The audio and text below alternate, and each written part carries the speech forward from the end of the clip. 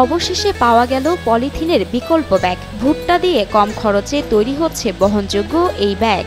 আমরা যদি পলিথিনকে রিপ্লেস করতে চাই তাহলে কিন্তু আসলে পলিথিনে আচরণ করে এই ধরনের একটা প্রোডাক্ট দিতে হবে। কর্ন স্টার্চটা তো মূলত ভুট্টা থেকে আসে, রান্নাঘরে দেখতে পারবেন স্টার্চ আছে, আমরা খাই যেটা, তো এইটা আসলে বেসিক্যালি ওইখান থেকেই তৈরি হয়, এই জন্য বলা হয় যে ভুট্টার ব্যাগ। পলিথিন হাজার হাজার বছর ধরে মাটিতে বা পানিতে পড়ে থাকে, যা পচেও না আবার গলেও না। তবে ভুট্টা দিয়ে বানানো এই পলিথিন পচনশীল ও পরিবেশ বান্ধব। আসলেই এই ব্যাগ পচনশীল কিনা পরীক্ষা করেও দেখান উদ্যোক্তা ইফতেখারুল হক। এইখানে যে পলিথিন ব্যাগ দেওয়া আছে এটা কিন্তু এই যে ডিজলভ হয়নি। কোনো প্লাস্টিক বা পলিথিন থাকলে এটা ডিজলভ হবে না এর মধ্যে। এই যে দেখেন, আমি এই যে এটা চুবাই দিলাম, কিছু হলো? কিছু হয়নি। এই যে এইখানে কয়েক ফোঁটা পড়লো, তাতে দেখেন এই যে লেগে যাচ্ছে, তাই না?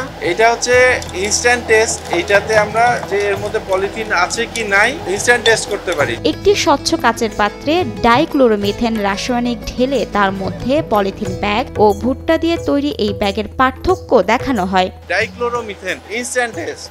সবসময় তো আমরা ল্যাবরেটরিতে যেতে পারবো না, তাই না? পলিথিনের বিকল্প এই ব্যাগ তৈরির মূল কাঁচামাল তৈরি হয় ভুট্টার স্টার্চ বা সাদা অংশ থেকে।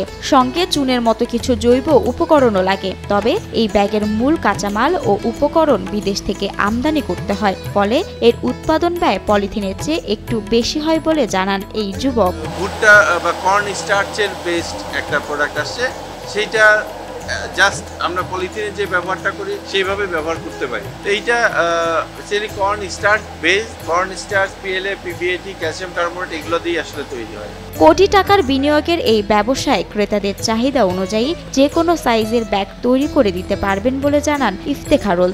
8 ইঞ্চি চওড়া থেকে শুরু করে 28 ইঞ্চি চওড়া পর্যন্ত যে কোনো সাইজ করতে পারি। আবার চিকন, খুব চিকন থেকে শুরু করে আরো মোটা পর্যন্ত করতে পারি। এইটা অনেক ধরনের সাইজ, আপনি যেটা চাবেন সেটাই করে দিতে পারবো ইনশাআল্লাহ। শুধু পরিবেশ বান্ধবী নয়, ভুট্টার এই ব্যাগের ভার ক্ষমতাও বেশ প্রশংসনীয়। লোড যদি বলেন যে আপনি হাফ কেজি লোডের ব্যাগ নেবেন সেটাও সম্ভব। যদি মনে করেন যে না আমি এটাতে 20 কেজি 10 কেজি নিব সেটাও করে দিতে পারবো।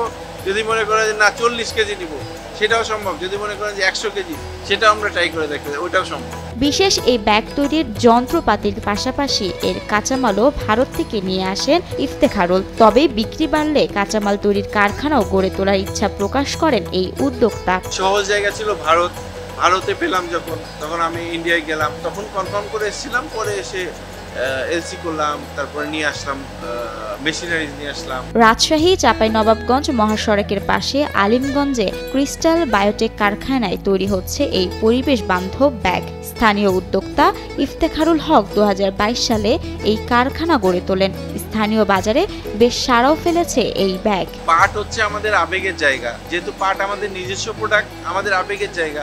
সবাই জানে যে বাংলাদেশে পাট বেশি হয়, তো পাট দিয়ে আসলে পলিথিনের রিপ্লেসমেন্ট সম্ভব না। পলিথিনের রিপ্লেসমেন্ট করতে গেলে পলিথিন জাতীয় কোনো একটা জিনিস লাগবে। বাজারে তো প্রচুর রেসপন্স আছে, এমনি অনেকে যারা সচেতন তারা নিচ্ছেন। পলিথিনের বিরুদ্ধে রীতিমতো যুদ্ধ ঘোষণার কথাও বলেন পরিবেশ সচেতন ইফতেখারুল। আমার এই মেশিনে প্লাস্টিকও চালানো সম্ভব। আমি প্লাস্টিক চালাই না, আমি প্লাস্টিক চালাবো না বলেছি, প্লাস্টিকের বিরুদ্ধে যুদ্ধ ঘোষণা। ইফতেখারুলের এই ব্যাগের কারখানা দেখতে দেশের নানা প্রান্ত থেকে ছুটে আসেন অনেকেই। যারা আসছেন তাদের অনেকেই এই ব্যাগ তৈরিতে আগ্রহ প্রকাশ করেছেন। আমি আসলে ইউটিউবে ওনার এই প্রোডাকশন প্রসেসটা দেখি আর কি, ওনার বক্তব্য শুনি, শোনার পর আমি নিজেই খুব উদ্বুদ্ধ হয়ে যাই। আমি একটা রিটায়ার্ড পার্সন, তো চিন্তা করলাম যে ওনার সাথে একটু কথা বলবো। আমার দেশের বাড়ি বগুড়া, তো আমি এসেছি যা ওনার সাথে একটু কথা বলে এটা নিয়ে উদ্যোগ নেওয়া যায় কিনা, যেহেতু এটা দেশের জন্য একটু ভালো উদ্যোগ যে আমরা এনভায়রনমেন্ট ফ্রেন্ডলি একটা পলিথিন পাচ্ছি।